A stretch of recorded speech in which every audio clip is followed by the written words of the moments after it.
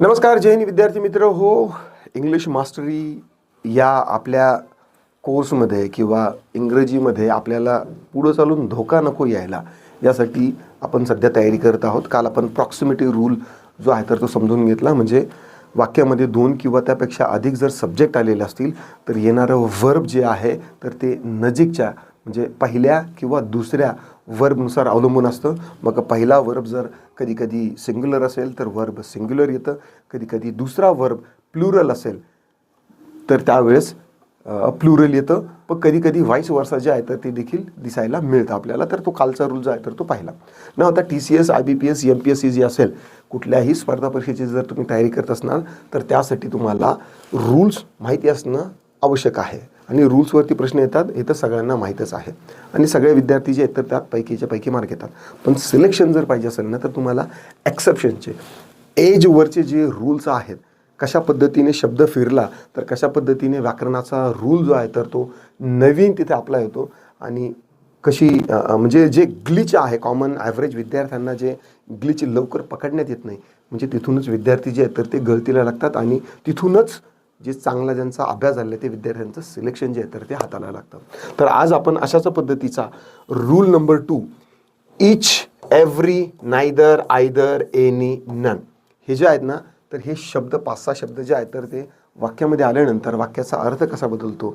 Subject verb agreement म्हणजे वर्बनं काय केलेलं आहे की सब्जेक्टसोबत ॲग्रीमेंट केलेलं आहे. बाबा तू जर सिंग्युलर असेल तर मीही सिंग्युलर होईल, तू जर प्लुरल असेल तर मीही सुद्धा प्लुरल होईल.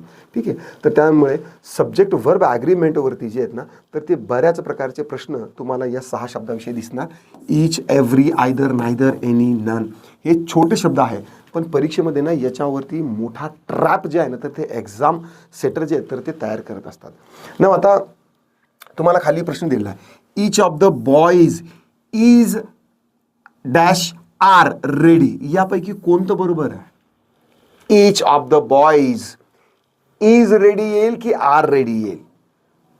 इच ऑफ द बॉईज आता इथं काय दिसतंय बॉईज काय आहे प्लुरल आहे. सिंग्युलर आहे की प्लुरल आहे. हे आहे प्लुरल म्हणून इथं काय यायला पाहिजे आर.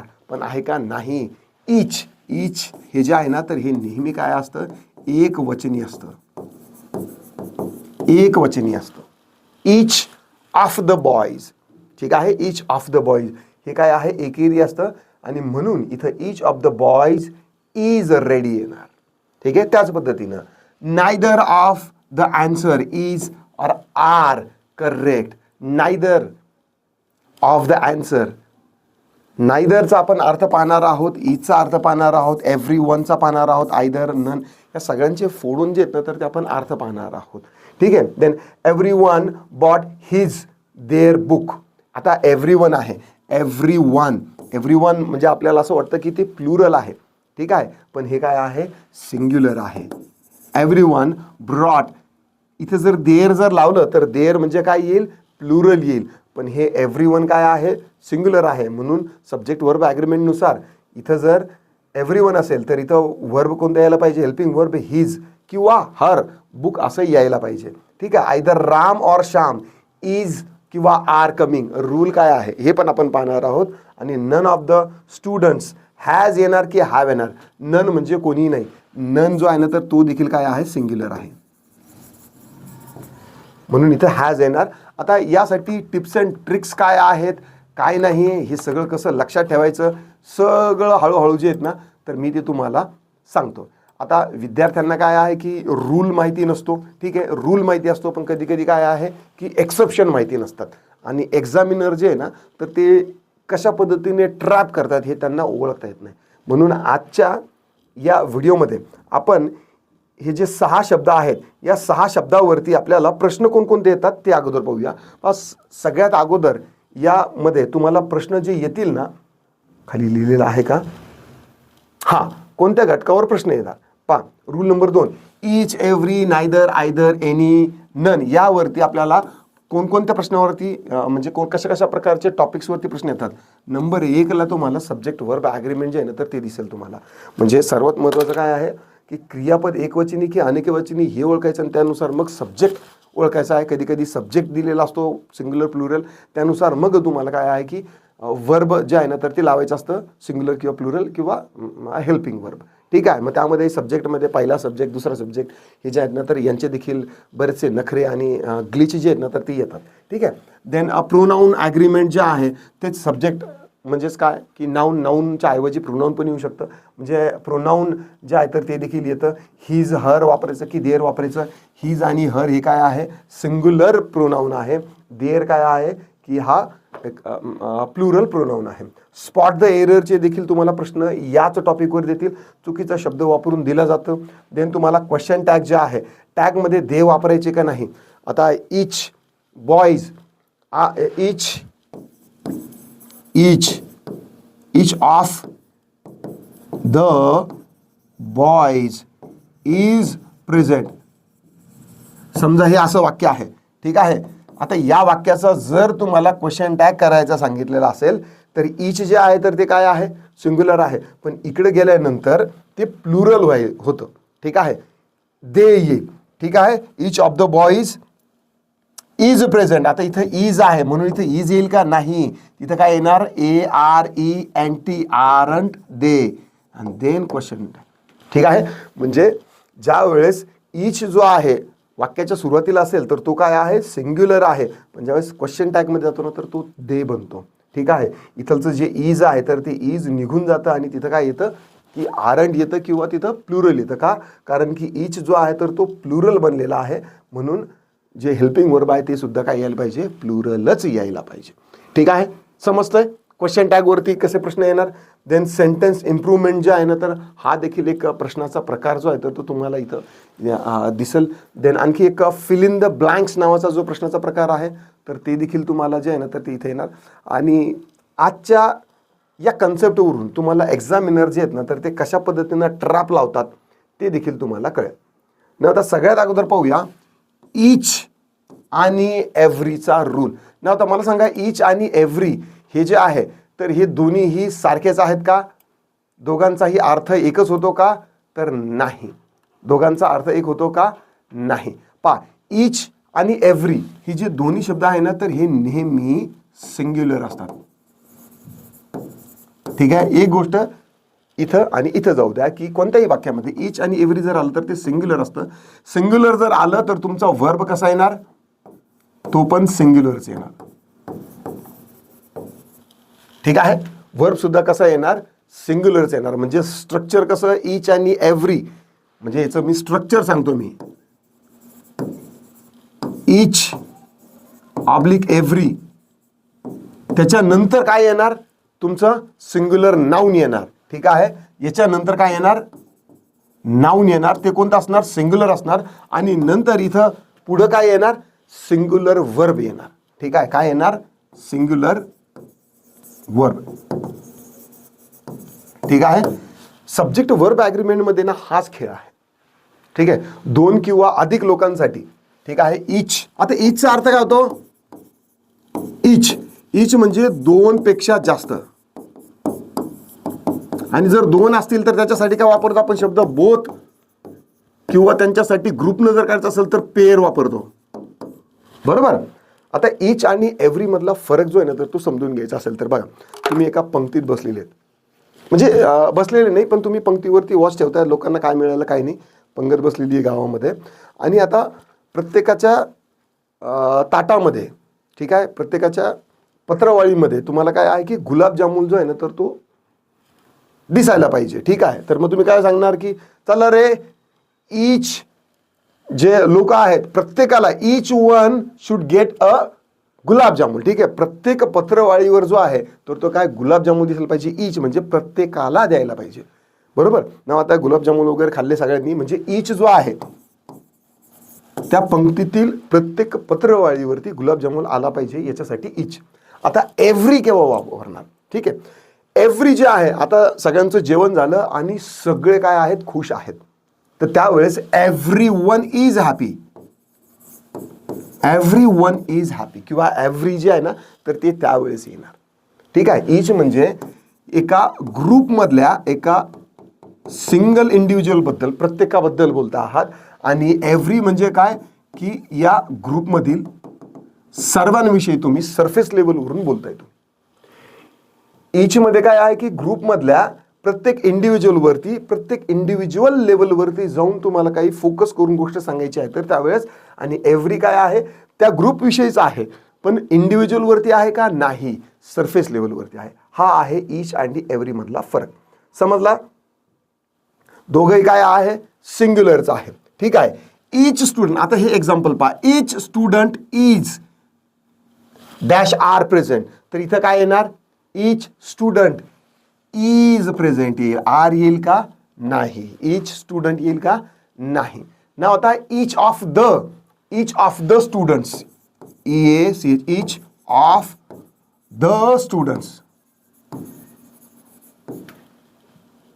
इथं इज येईल की आर येईल, प्रेझेंट. ईच ऑफ द म्हणजे काय की बाबा एकचा, ईच ऑफ द स्टुडंट्स. नाव आता विद्यार्थी काय करतात की इथं पाहतात स्टुडंट्स नाव आलं म्हणजे हे काय झालं की प्लुरल झालं. स्टुडंट्स म्हणजे प्लुरल, मग इथं काय टाकतात की are, each of the students are present. म्हणजे यावरून जो आहे ना तर तो वाक्यातला वर्ब किंवा हेल्पिंग वर्ब ठरत नाही, हे वाक्यात ईच नुसार आहे. वाक्याच्या सुरुवातीला जर ईच असेल ना तर ते सिंग्युलर असतं. काही वाक्यामध्ये ईच जे आहे ना तर ते वाक्याच्या मध्ये येतं, त्यावेळेस ते प्लुरल असतं. ठीक आहे, त्याचंही एक्झाम्पल आपण घेऊया पुढे. पण हा सध्या पुरता नियम काय आहे, ईच जे आहे तर ते सिंग्युलर ठेवायचं आहे. नाव आता पुढचा एक प्रश्न घेऊया. Each of the players dash dash ready. Each of the players, are येणार, वर येणार, इज येणार की हॅव येणार. Each of the players is येणार. इथं आता आपण सांगितलं ईच ऑफ द आणि ईच हे जे आहे तर ते सिंग्युलर आहे. म्हणजे सब्जेक्ट वर्ब ॲग्रीमेंट नुसार इथं वर्ब जो आहे तर तो काय यायला पाहिजे, या ईच ऑफ द सिंग्युलर नुसार इथं सिंग्युलरच यायला पाहिजे, इथं इज यायला पाहिजे. समजतंय? ईच नेहमी सिंग्युलर सब्जेक्ट मानला जातो, म्हणून वर्ब जे आहे तर ते सिंग्युलरच घ्यायचं आहे आपल्याला. ईच दोन किंवा अधिक लोकांसाठी वापरतात. इंडिव्हिज्युअल लेवलवरती जर फोकस करायचं असेल तर. एव्हरी जे आहे तर तीन त्यापेक्षा अधिक लोकांच्या ग्रुपवरती जर फोकस करायचं असेल, इंडिव्हिज्युअल लेवलवर का, नाही, ग्रुपवरती जर फोकस करायचं असेल तर त्यावेळेस एव्हरी वापरतात. ठीक आहे. आणि दोन्ही शब्दानंतर ईच आणि एव्हरी या दोन्ही शब्दानंतर नाऊन जे आहे ना तर ते सिंग्युलरच असतं, म्हणून वर्ब जे आहे तर ते काय येणार, सिंग्युलरच येणार. ठीक आहे.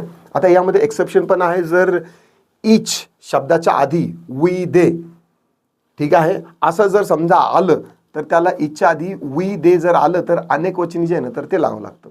ठीक आहे. ते आपण पुढे पाहूया सेंटेन्स काय आहे. ठीक आहे. चला, इथपर्यंत आलं, समजलं?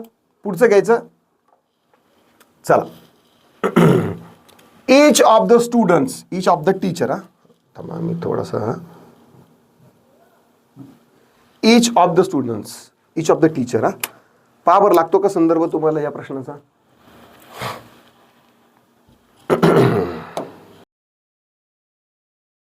Each of the teachers and students dash dash responsible for the project. इथं आर येणार, वर येणार, इज येणार, हॅव येणार. Each of the teachers and students. ना आपण आता काल रूल पाहिला की अँड जर वाक्यात आलेला असेल तर दोघांवरतीही फोकस करायचं, दोन्ही सब्जेक्टवरती. आणि जो दुसरा सब्जेक्ट असेल त्यानुसार काय घ्यायचं आपल्याला, हेल्पिंग वर्ब किंवा वर्ब घ्यायचा आहे ना. मग इथं आर येईल का, ईच अँड स्टुडंट्स.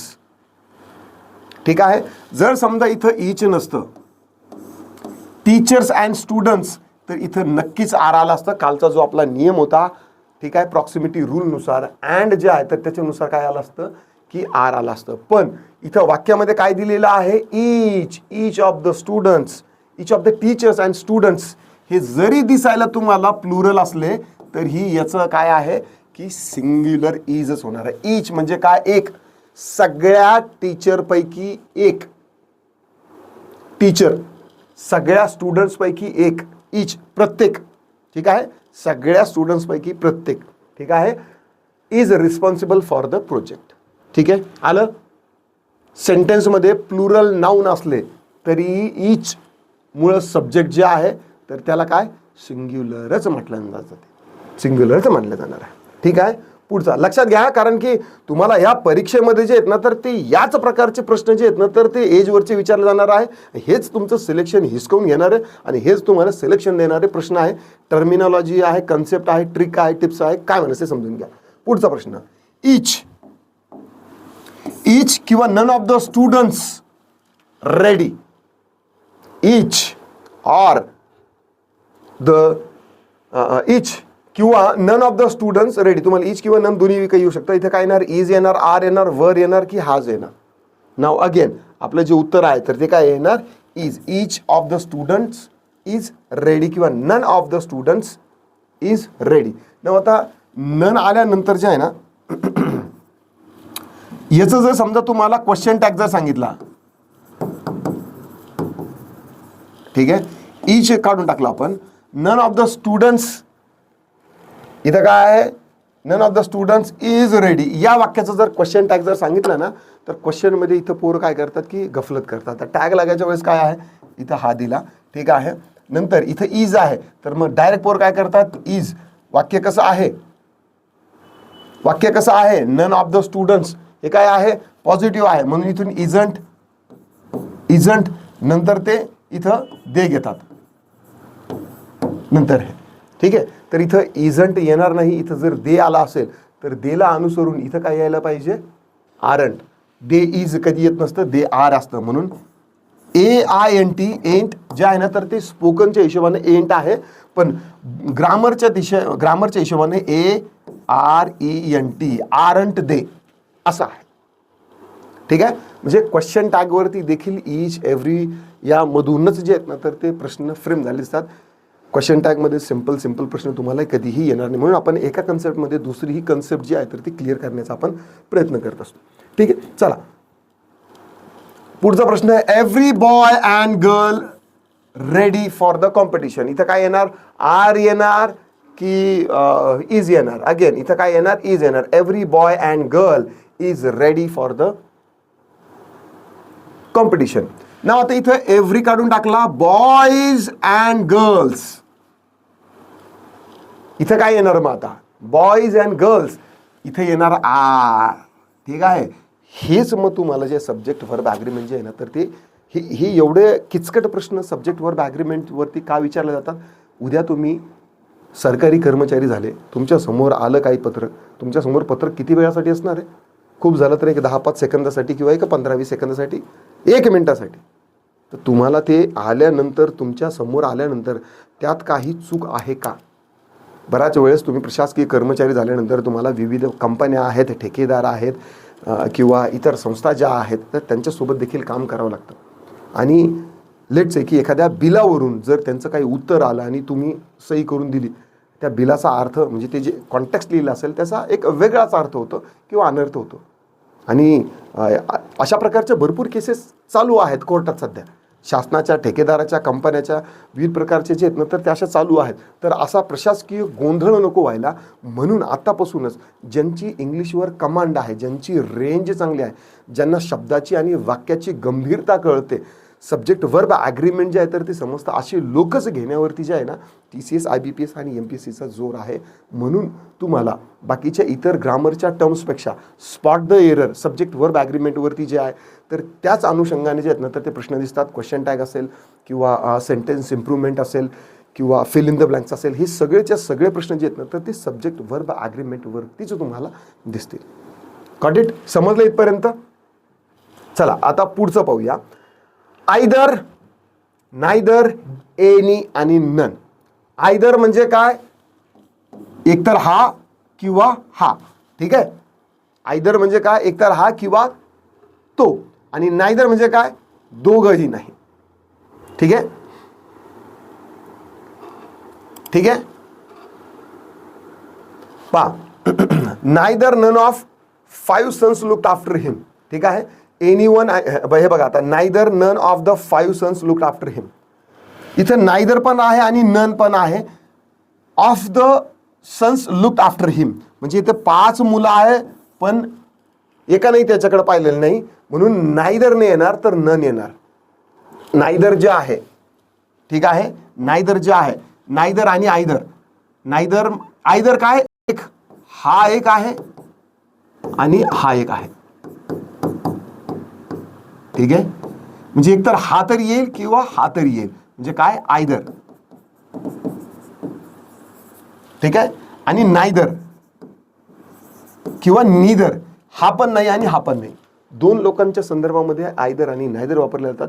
नन म्हणजे जे आहे, तीन जरी असले किंवा किती जरी असले तरी त्यांच्यासाठी नन वापरतात. आणि हे सगळेचे सगळे काय असतात, सिंग्युलर असतात. ठीक आहे, दोनपेक्षा जास्त लोकांसाठी वापरतात. एनी वन, एनी किंवा नन, दोनपेक्षा जास्त लोकांसाठी. आयदर नायदर फक्त दोघांसाठीच वापरतात. ठीक आहे, समजलं? परत एकदा सांगतो, either neither any none. Either neither जे आहेत ना, तर ते फक्त दोघांसाठी वापरतात. आयदर अमोल सर किंवा अमोल सरचा मुलगा येईल. Neither Amol sir nor Amol सरचा पोरगा, दोघांपैकी कोणीही नाही. ठीक आहे, नन दोघांपैकी. नन म्हणजे काय, अमोल सरांच्या फॅमिलीमध्ये किती लोक असू द्या त्यांच्यासाठी जर वापरायचं असेल तर आयदर किंवा नायदरने वापरणार, नन कोणीही नाही. ठीक आहे, किंवा एनी असंही वापरलं जाऊ शकतं.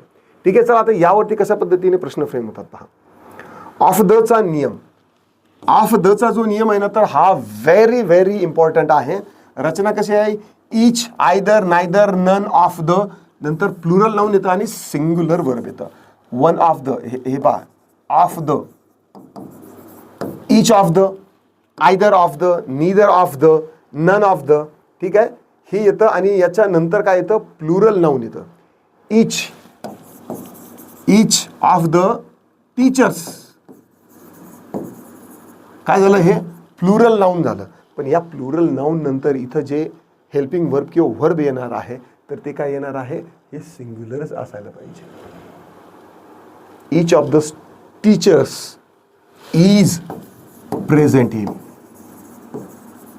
ठीक आहे, प्रेझेंट अशा पद्धतीने ये. ठीक आहे, इधर उदाहरणार्थ इच of the students is hard working. Students जे आहेत ना, तर ते इथं काय आहे, अनेक वचनी आहे. पण स्टुडंट्सच्या नंतर जे इज आलेलं आहे तर ते सब्जेक्ट वर्ब ॲग्रीमेंट नुसार या ऑफ द नुसार काय आलेलं आहे की ते सिंग्युलर आलेलं आहे. लक्षात घ्या, इच ऑफ द, ऑफ द नंतर जे आहे ना तर ते नेहमी तुम्हाला प्लुरल नाऊनच दिसायला पाहिजे. मार्क करून ठेवा, कुठेतरी लिहून ठेवा, आपल्या जी नोटबुक आहे त्याच्यात लिहून ठेवा.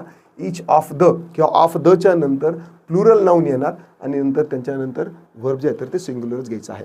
सब्जेक्ट वर्ब ॲग्रीमेंट असेल, तुमचं फिल इन द ब्लँक्स असेल, याच्यासाठी हे प्रश्न जे तर तुम्हाला येतं. ठीक आहे, पाहूया आता प्रश्न. Dash dash of the two sisters is ready to join the academy. आता इथं पहा, एनी आहे, नीदर आहे, नन आहे, एव्हरी. काय येणार, वाक्याचा सेन्स कसा येणार, एनी ऑफ द येणार का, म्हणजे भरपूर अशा बहिणी आहेत आणि त्यांच्यापैकी दोन बहिणी असं येणार का, का नायदर येणार, neither of the two sisters is ready to join the academy. None of the sisters येणार का एव्हरी ऑफ द सिस्टर्स येणार, एव्हरी तर येणारच नाही, बरोबर. मग काय येणार, नीदर, कारण इथं टूचा उल्लेख आहे, नायदर द टू. ठीक आहे, इथं टूचा उल्लेख आहे. नीदर आणि ईदर हे फक्त नेहमी दोन साठीच असतात, म्हणून इथं काय येणार, नायदर किंवा नीदर. इथं आपलं उत्तर कोणतं असणार आहे, बी हे काय आहे, बरोबर असणार आहे.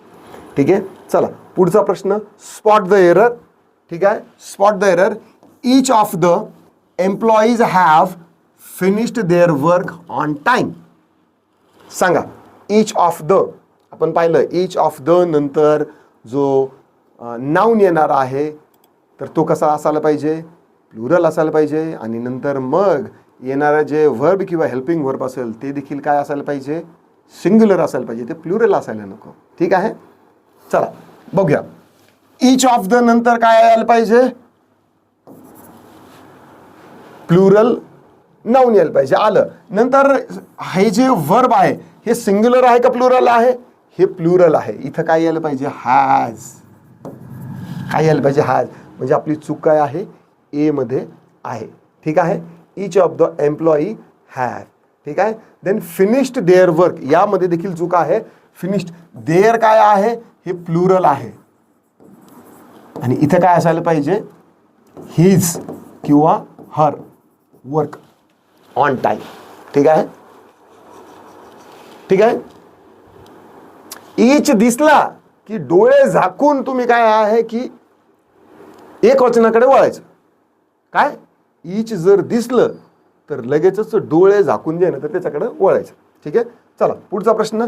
Fill in the blanks. Dash dash of the two sisters is ready to join the academy. आपण हे पाहिलं नाहीदर. ठीक आहे, चला आता पुढचा प्रश्न घेऊ. Question tag. क्वेश्चन टॅग वरती देखील अशाच पद्धतीचे प्रश्न येत नाही तर ते फिरून सांगितले जातात. एकाच साच्यातले प्रश्न असतात. Everyone was present in the class. ना आता याचं उत्तर द्या. Everyone was present in the class. आणि नंतर तुम्हाला काय विचारलेलं आहे, टॅग विचारलेला आहे. वॉजंट ही येईल, वरंट दे येईल, वॉजंट दे येईल का वर दे येईल. पा हे काय आहे, अफर्मेटिव्ह सेंटेन्स आहे, निगेटिव्ह सेंटेन्स आहे का, नाही. म्हणून वर दे जे आहेत ना तर ते येणारच नाही. ठीक आहे, म्हणजे टॅग जो आहे, वाक्य जर निगेटिव्ह असेल तर टॅग पॉझिटिव्ह होतो. वाक्य जर पॉझिटिव्ह असेल तर त्याचा टॅग पॉझिटिव्ह नसतो, निगेटिव्ह असायला पाहिजे. म्हणून हे उत्तर आपलं कळलं झालं. ना आता इथं एव्हरीवन जे आहे हा शब्द आपल्या बोलण्या चालण्याच्या हिशोबाने आपल्याला वाटतो की तो प्लुरल आहे, पण एव्हरीवन काय आहे, सिंग्युलर आहे. ठीक आहे, एव्हरीवन, समवन, एव्हरी, ईच हे जे आहेत ना तर याच्यानंतर काय आहे एव्हरीवन. मी काही शब्द लिहून देतो मी. ठीक आहे, ईच, एव्हरी, एव्हरीवन,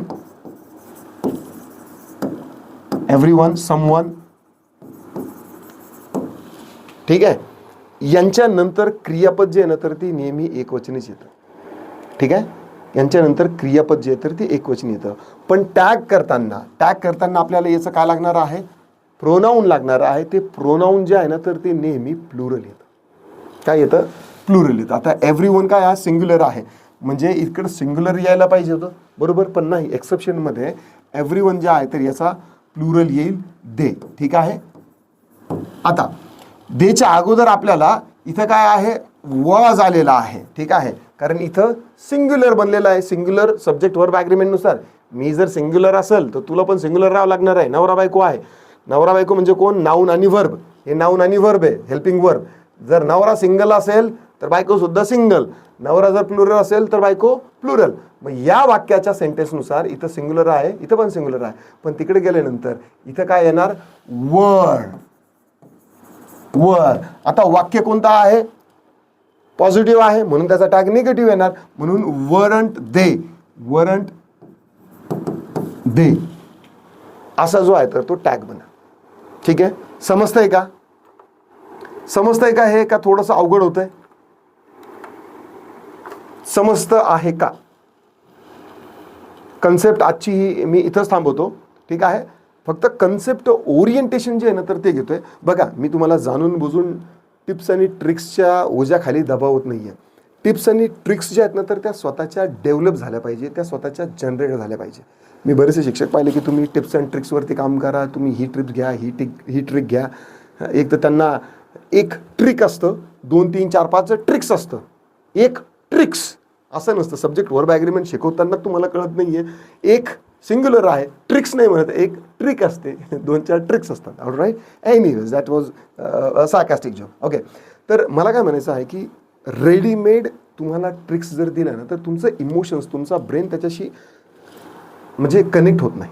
जोपर्यंत तुमची निरीक्षण वृत्ती जी आहे तर ती पॉवरफुल होणार नाही. हे कन्सेप्ट समजून घेतला ना की ट्रिक तुमच्या ऑटोमॅटिकली डेव्हलप झालेल्या असणार आहे. आणि त्या ऑटोमॅटिक डेव्हलप झालेल्या ट्रिकवरती तुम्ही जेवढी प्रॅक्टिस करणार त्यानंतर तुमची स्पीड जी आहे तर ती कमी होते. जस्ट बिकॉज तुम्हाला कन्सेप्ट समजली म्हणजे तेवढ्या वेळेमध्ये तेवढा प्रश्न जे आहेत तर ते सॉल्व्ह होतील असं आहे का, नाही. त्यासाठी तुम्हाला प्रॅक्टिस पण करावं लागणार आहे. कच्चं नॉलेज पक्क करायसाठी प्रॅक्टिस आहे. जे कच्चं नॉलेज आहे तर ते या कन्सेप्टमधून घ्यायचं. ठीक आहे, आजचा व्हिडिओ वाटलास तर परत पहा, कन्सेप्ट समजून घ्या. हे जे रूल्स आहेत हे गोल्डन नगेट्स आहेत. हे म्हणजे मातीत पडलेले जे आहेत ना तर ते सोन्याचे कण आहेत. एक जमा केला तुमचा एक मार्क जो आहे तर तो कट ऑफच्या पुढे जाणार आहे. आशा करतो तुम्हाला आजचा हा जो व्हिडिओ तर तो आवडला असेल. आजच्या या रूलवरती आपण थरली नंतर काय करणार आहोत की स्पेशल काय म्हणतात की PYQ जे आहे तर ते घेणारच आहोत. कन्सेप्ट जे आहे तर ते समजण्यासाठी आपण फार प्रशासकीय भाषेतले शब्द किंवा वाक्य जे आहेत तर ते घेतलेले नाही. यानंतरचा जो आपलं लेक्चर असेल तर त्यामध्ये आपण काय करूया की PYQ जे आहे तर ते त्याला प्रत्यक्ष आत घालले. आशा करतो तुम्हाला व्हिडिओ आवडला असेल तर लाईक करा, शेअर करा. कमेंटमध्ये तुमचे काही दिक्कत, डाऊट, क्वेरी, परेशान असतील नोंदवू शकता. आता पुरतं एवढंच. थांबतो. पुन्हा भेटूया. राम राम.